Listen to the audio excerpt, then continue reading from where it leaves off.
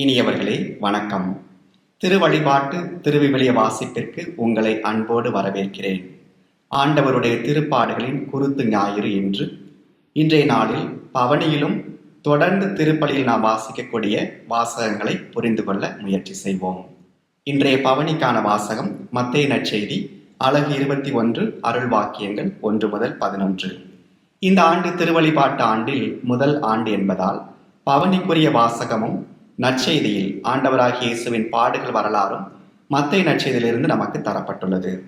பவனிக்குரிய இந்த வாசகத்தில் மத்தேயு நற்செய்தியாளரிடம் காணப்படக்கூடிய சில கூறுகளை, முதன்மையான கூறுகளை நாம் புரிந்து கொள்வோம். இயேசு எருசலேமிற்குள் வெற்றி ஆர்ப்பரிப்போடு நுழைவதை ஒத்தமைவு நற்செய்தியாளர் என்று சொல்லப்படக்கூடிய மத்தேயு, மார்க்கு, லூக்கா இந்த 3 பேரும் பதிவு செய்கிறார்கள். இதில் மத்தேயு சில கூறுகளை எழுதுகிறார். முதல் கூறு என்று பார்க்கும்போது, நீங்கள் எதிரே இருக்கும் ஊருக்குள் செல்லுங்கள், சென்றவுடனே அங்கே கட்டி வைக்கப்பட்டிருக்கிற ஒரு கழுதையும் அதனுடைய ஒரு குட்டியையும் காண்பீர்கள் என்கிறார். இங்கே ஒரு கழுதையும் அதனுடைய குட்டியும் 2. மற்ற நற்செய்தியை பார்க்கும்போது குட்டி மட்டும்தான், இங்கே கழுதையும் அதனுடைய குட்டியையும். இங்கே 2 சேர்ந்து வருவதை நாம் எப்படி புரிந்து கொள்ளலாம் என்றால், மத்தேயு நற்செய்தியை பொறுத்தவரையில் இயேசு இம்மானுவேல், கடவுள் நம்மோடு. கடவுள் நம்மோடு என்றார், அவர் உடன் இருக்கிறார். இங்கே தந்தையாகிய கடவுள் இயேசுவுடைய பாடுகளில் அவரோடு உடன் நிற்கிறார், அவரோடு இணைந்து எருசலேமிற்கு நுழைகின்றார். அவர் இயேசுவை தனியாக விட்டுவிடவில்லை. அதே போல நம் ஆண்டவராகிய கடவுள் நம்முடைய துன்பங்களிலும் நம்மோடு உடன் நிற்கிறார் என்ற செய்தியை தருகிறது. அடுத்ததாக இந்த பகுதியில் மத்தேயு நற்செய்தியாளர் இறைவாக்கு ஒன்று நிறைவேறுவதாக பதிவு செய்கிறார். செக்கரியா இறைவாக்கினர் 9:9, அதாவது, மகள் சீயோனிடம் சொல்லுங்கள், இதோ உன் அரசர் உன்னிடம் வருகிறார், அவர் எளிமையுள்ளவர், கழுதையின் மேல் ஏறி வருகிறார், கழுதை குட்டியாகிய மரியின் மேல் அமர்ந்து வருகிறார். இதுவரைக்கு இஸ்ராயல் மக்களை தேடி வந்தவர்கள் அசீரியர்களும் பாபிலோனியர்களும் குதிரையின் மேல் ஏறி வந்தார்கள். குதிரையில் வந்தவர்கள் எல்லாம் இரத்தத்தையும் அழுகையும் கண்ணீரையும் கொண்டு வந்தார்கள். ஆனால் இவர் அமைதியை கொண்டு வருகிறார். கடைசியாக இவர் யார் என்னும் கேள்வியை எழுப்புகிறார் மத்தேயு. இதற்கு முந்தைய பகுதியில் தாவீதின் மகனுக்கு ஓசன்னா என்று கூடி நின்ற மக்கள் அனைவரும் ஆர்ப்பரிக்கிறார்கள். தாவீதின் மகன் என்ற கிறிஸ்தியல் தலைப்பை மீண்டும் ஒருமுறை இங்கே அறிமுகப்படுத்தினாலும், கடைசியாக இவர் இறைவாக்கினர் இயேசு கலிலேயாவில் உள்ள நாசரேத்தை சார்ந்தவர் என்ற தலைப்பை முன்மொழிகிறார் மத்தேயு. மத்தேயு நற்செய்தியை பொறுத்தவரையில் வாசகர் ஒவ்வொருவருமே இவர் யார் என்ற கேள்வியை எழுப்ப வேண்டும். இந்த 3 விடயங்களை நாம் இணைத்து பார்க்கும்போது, ஆண்டவராகிய இயேசு நம்முடைய வாழ்க்கை என்னும் எருசலேமிற்குள் நுழைகின்றார், இம்மானுவேலராக உடன் நிற்கின்றார், அமைதியை நமக்கு தருகின்றார். இந்த நேரத்தில் நாம் ஒவ்வொருவரும் இவர் யார் என்னும் கேள்விக்கான பதிலை நம்முடைய மனதின் அமைதியில் தர வேண்டும். இன்றைய திருப்பலிக்குரிய வாசகங்களை நாம் எடுத்துக்கொள்வோம். முதல் வாசகம் ஏசாயா அலகு 50 அருள் வாக்கியங்கள் 4 முதல் 7. இந்த பகுதி துன்புறும் ஊழியன் பாடல்களில் ஒன்றாக கருதப்படுகிறது. இங்கே இந்த துன்புறும் ஊழியன் என்பது யார் என்ற கேள்வி இதுவரைக்கும் ஒரு மறைப்பொருளாகவே இருக்கின்றது. இது இஸ்ராயலை குறிக்கலாம், அல்லது பாரசீக அரசன் சைரஸை குறிக்கலாம், அல்லது இறைவாக்கினரை குறிக்கலாம் என்று பல்வேறு நிலையில் கூறப்பட்டாலும், நம்முடைய கிறிஸ்தவ வாசிப்பில் இதை நாம் இயேசுவோடு இணைத்து பார்க்கிறோம். இந்த துன்புறும் ஊழியன் இயேசு. ஏனென்றால் இந்த துன்புறும் ஊழியன் பட்ட துன்பங்களை எல்லாம் இயேசு படுவதாக நம்முடைய பாடுகளின் வரலாற்றில் நாம் வாசிக்கின்றோம். இங்கே குறிப்பிட்டுள்ளதுபடி, அடிப்போருக்கு என் முதுகையும் தாடியை பிடுங்குவோருக்கு என் தாடையும் ஒப்புவித்தேன், நிந்தனை செய்வோருக்கும் காரி உமிழ்வோருக்கும் என் முகத்தை மறைக்கவில்லை, ஆண்டவராகிய என் தலைவர் துணை நிற்கின்றார். இங்கே துன்புறும் ஊழியன் ஆண்டவராகிய கடவுளுடைய துணையை உணர்கின்றார். அதே போல இயேசுவும் தம்முடைய பாடுகளின் போது தம் தந்தையின் உடனிருப்பை உணர்கிறார். அவர் நிராகரிக்கப்பட்டாலும், காட்டிக் கொடுக்கப்பட்டாலும், மறுதளிக்கப்பட்டாலும் இறுதியில் தம் தந்தை தன்னோடு இருப்பதை உணர்கின்றார். அவர் வெற்றி வீரராக இறப்பிலிருந்து உயர்த்தி எழுகின்றார். இன்றைய பதிலுரை பாடல் திருப்பாடல் 22, பல்லவியாக என் இறைவா என் இறைவா ஏன் என்னை கைவிட்டீர் என வாசிக்கின்றோம். இந்த பகுதியும் இயேசுவுடைய பாடுகள் வரலாறும் இணைந்து செல்வதை நாம் பார்க்கலாம். ஏனென்றால் இங்கே உள்ள சொல்லாடல்கள் அனைத்துமே பாடுகள் வரலாற்றிலும் காண கிடக்கின்றன. என்னை பார்ப்போர் எல்லாரும் ஏளனம் செய்கின்றனர். அதாவது இயேசு சிலுவையில் அறையப்பட்டதை பார்க்கக்கூடிய மக்கள் கூட்டத்தார் அவரை ஏளனம் செய்கிறார்கள். ஆண்டவர் மீது நம்பிக்கை வைத்தானே, அவர் இவனை மீட்கட்டும் என்று உண்மையிலேயே இறைமகன் என்றால் சிலுவையிலிருந்து இறங்கி வா, உன்னையே நீ மீட்டுக்கொள் என்றெல்லாம் இயேசுவை சோதிக்கிறார்கள். அடுத்ததாக என் ஆடைகளை தங்களிடையே பங்கிட்டுக் கொள்கின்றனர். இயேசுடைய ஆடைகளும் சிலுவையின் அடியில் பங்கிட்டுக் கொள்வதை நற்செய்தியாளர்கள் எடுத்துரைக்கின்றனர். ஆனாலும் கடைசியில் உமது பெயரை என் சகோதரருக்கு அறிவிப்பேன் என்கிறார் திருப்பாடல் ஆசிரியர். இதே போல ஆண்டவராகிய இயேசுவும் இறப்பிற்கு பிற்பாடு உயிர்த்தெழுந்தவுடன் கலிலேயாவிற்கு செல்லுங்கள், இதோ என் சகோதரர்களுக்கு அறிவியுங்கள் என்று தன்னுடைய உயிர்ப்பை தம்முடைய திருத்துதர்களுக்கு அறிவிக்கிறார். ஆண்டவராகிய இயேசு நம்மோடு கலந்துவிட்ட ஒரு நபராக இருக்கின்றார். ஆக கிறிஸ்தியல் வாசிப்பில் இந்த திருப்பாடலை பார்க்கும்போது என் இறைவா என் இறைவா ஏன் என்னை கைவிட்டீர் என்ற சொல்லாடலானது ஆண்டவராகிய இயேசுடைய கையேறு நிலையை நமக்கு எடுத்துரைக்கின்றது. இன்றைய 2ஆம் வாசகம் திருத்தூதர் பவுல் பிலிப்பியருக்கு எழுதிய திருமுகம் அலகு 2 அருள் வாக்கியங்கள் 6 முதல் 1. இந்த பகுதி கிறிஸ்தியல் பாடலாக கருதப்படுகிறது. பிலிப்பி நகர திருச்சபையில் விளங்கிய ஆணவத்தையும் அதிகார போக்கையும் கண்டிக்கக்கூடிய பவுல் அதற்கு மாறாக இயேசுவுடைய தாழ்ச்சியை பாடமாக முன்மொழிகின்றார். இந்த பாடலை எப்படி அவர் எழுதுகிறார், இந்த பாடல் எப்படி எழுதப்பட்டுள்ளது என்று பார்க்கும்போது 2 நிலை. முதலில் மேலிருந்து கீழ், இரண்டாவது கீழிருந்து மேல். மேலிருந்து கீழ் ஆண்டவராகிய இயேசு இறங்கி வருகிறார். கடவுள் வடிவில் விளங்கிய கிறிஸ்து கடவுளுக்கு இணையாயிருக்கும் நிலையை வலிந்து பற்றி கொண்டிருக்க வேண்டியதொன்றாக கருதவில்லை.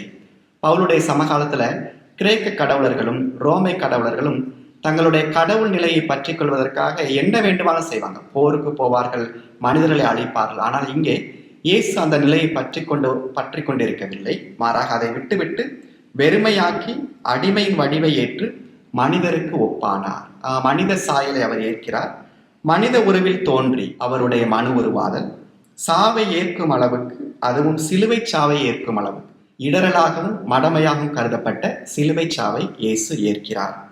இதுவே அவருடைய தாழ்ச்சி என எழுதுகிறார் பவுல். இது மேலிருந்து கீழ் வரக்கூடிய முதல் பகுதி. 2வது பகுதியில் ஆண்டவராகிய கடவுள் இயேசுவை உயர்த்துகிறார். முதல் பகுதி அவருடைய மனு உருவாதலையும், 2வது பகுதி உயர்த்தப்படுதலை எடுத்துரைக்கிறது. யோவான் நற்செய்தியுடைய பின்புலத்தில் பார்க்கும்போது உயர்த்தப்படுதல் என்பது இயேசுவுடைய சிலுவை சாவையும் அதே வேளையில் உயிர்த்து விண்ணேற்றம் அடைந்ததையும் குறிக்கின்றது. ஆண்டவராகிய இயேசு மனிதருடைய பார்வையில் சிலுவையில் இறந்து போனாலும், அவமானமாக கருதப்பட்ட ஓர் இறப்பை தழுவிக்கொண்டாலும், சபிக்கப்பட்ட நிலையில் இறந்து போனாலும் ஆண்டவராகிய கடவுள் அவரை உயர்த்துகிறார். இது நமக்கு தரக்கூடிய பாடம் என்னவென்றால், நாம் கீழே இறங்கி வரும் போதுதான் மேலே ஏறி செல்கிறோம். ஆண்டவராகிய கடவுள் நம்மை நாமே தாழ்த்தி கொள்ளும் போது நம்மை உயர்த்தி விடுகின்றார். இந்த நற்செய்தி வாசகம் மத்தேயு எழுதியபடி நம் ஆண்டவராகிய இயேசு கிறிஸ்துவின் திருப்பாடுகள். நாம் ஏற்கனவே குறிப்பிட்டது போல திருவழிபாட்டு ஆண்டின் முதல் ஆண்டில் இருக்கின்றோம். அந்த வகையில் நாம் மத்தேயு நற்செய்தியாளர் எழுதக்கூடிய பாடுகள் வரலாற்றை வாசிக்கின்றோம். இங்கே மத்தேயு நற்செய்தியில் உள்ள சில கூறுகள், அதாவது மத்தேயு, மார்க்கு, லூக்கா, யோவான், இந்த 4 பேருமே இயேசுடைய பாடுகள் வரலாற்றை பதிவு செய்கிறார்கள். இந்த பாடுகள் வரலாறு தான் முதலாக நற்செய்தியில் எழுதப்படக்கூடிய பகுதி என்று நாம் சொல்ல முடியும். ஏனென்றால் முதலில் பாடுகள் வரலாறு தான் அவர் நினைவில் இருக்கிறது, உடனடியாக அதை எழுதுகிறார். மத்தேயு நற்செய்தியாளர் எழுதக்கூடிய பாடுகள் வரலாற்றில் நாம் காணக்கூடிய சில கூறுகளை புரிந்து கொள்வோம். முதலில் யூதாசு என்னும் கதை மாந்தர். இந்த யூதாசு என்னும் கதை மாந்தரை பற்றி அதிகமான பதிவை நாம் எங்கே பார்க்கிறோம் என்றால் மத்தேயு நற்செய்தியாளர். குறிப்பாக இயேசுவை காட்டிக் கொடுக்கக்கூடிய அந்த நிகழ்வுக்கு முன்பாக இயேசுவோடு உரையாடல்.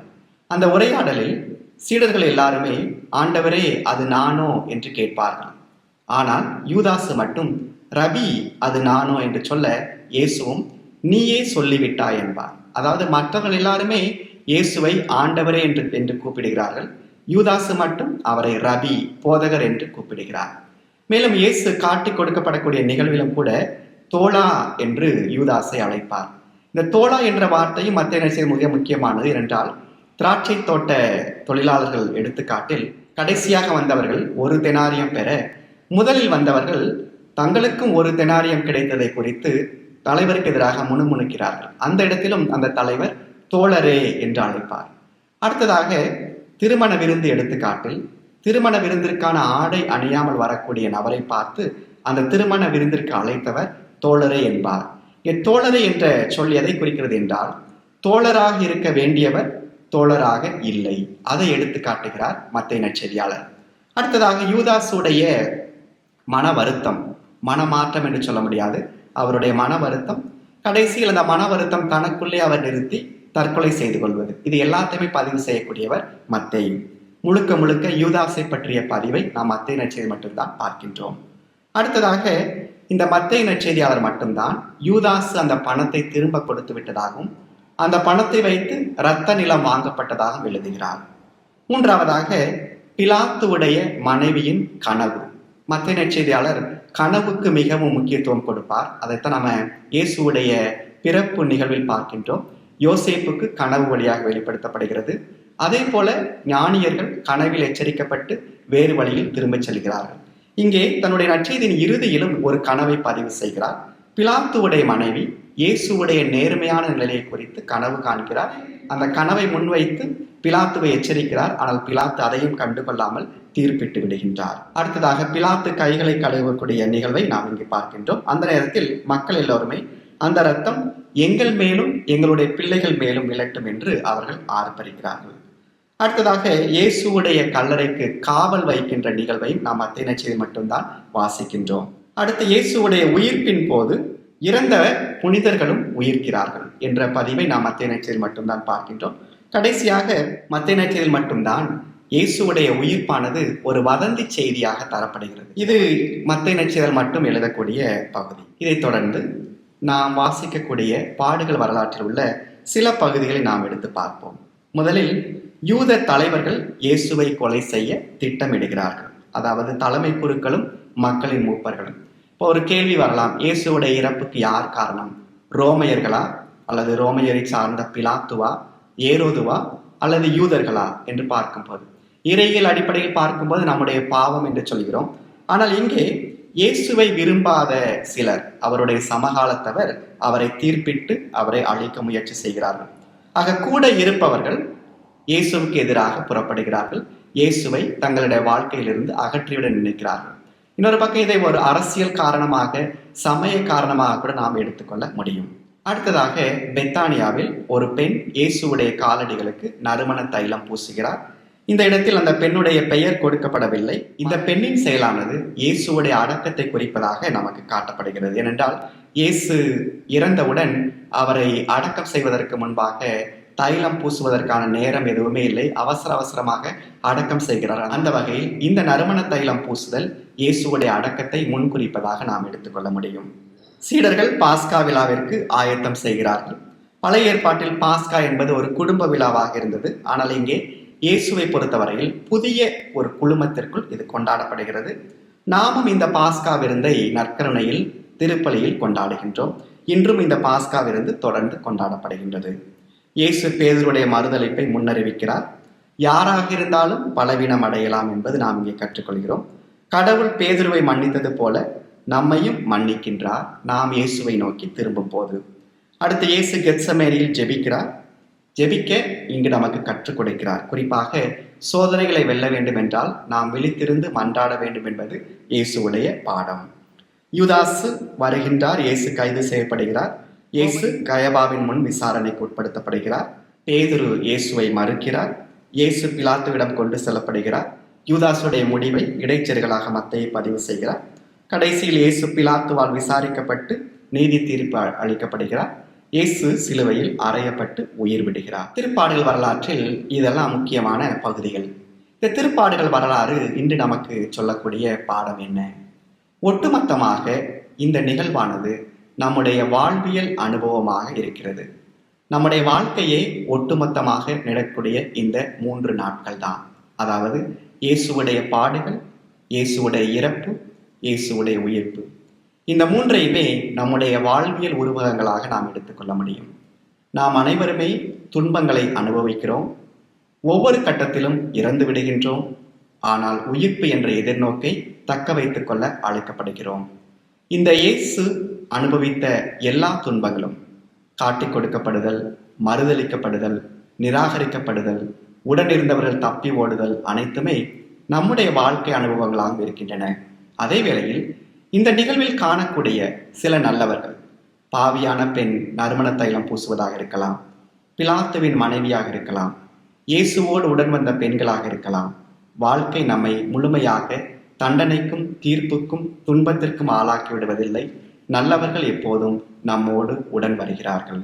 நாம் பவனியில் வாசிக்க கேட்ட அந்த வாசகத்தை நினைவில் கொள்வோம். எப்படி கழுதையானது அதன் குட்டியை தொடர்ந்து பராமரித்து பாதுகாக்கிறதோ, அதே போல நம் ஆண்டவராகிய கடவுள் நம்மை தொடர்ந்து பராமரித்து பாதுகாக்கிறார். ஆண்டவராகிய கடவுள் தன்னுடைய மகன் இறந்த போது அவரோடு உடனிருந்தார். அந்த உடனிருப்பை இன்றும் நமக்கு காட்டுகிறார். இன்று எருசலேமிற்குள் நாம் நுழைகின்றோம். எருசலேம் என்பதை வெறும் ஜியாகிரபி, புவியியல் சார்ந்த ஒரு இடமாக எடுத்துக்கொள்ள வேண்டாம். எருசலேம் என்பது இயேசுவுடைய வாழ்க்கையின் இறுதி. அந்த இறுதியில் அவர் துன்பத்தை அனுபவிக்கிறார், இறப்பை எதிர்கொள்கிறார். ஆனால் அங்கிருந்து உயிர் தெழுகிறார். அங்கிருந்துதான் புதிய திருச்சபையும் பிறக்கின்றது. திருத்துதர்கள் தங்களுடைய பணிக்கு செல்கிறார்கள். நாமும் இயேசுவோடு இன்றைய நாளில் எருசலேமிற்குள் நுழைகின்றோம். இந்த நுழைவு அவருடைய வாழ்க்கையில், அவருடைய பாடுகளில், இறப்பில், உயிர்ப்பில் பங்கேற்க நம்மை தூண்டுவதாக. இந்த வாரம் உங்களுக்கு அருளின் வாரமாக அமைய உங்களுக்காக நான் இறைவேண்டல் செய்கின்றேன். இறைவன் நம்மை ஆசிர்வதிப்பாராக. ஆமென்.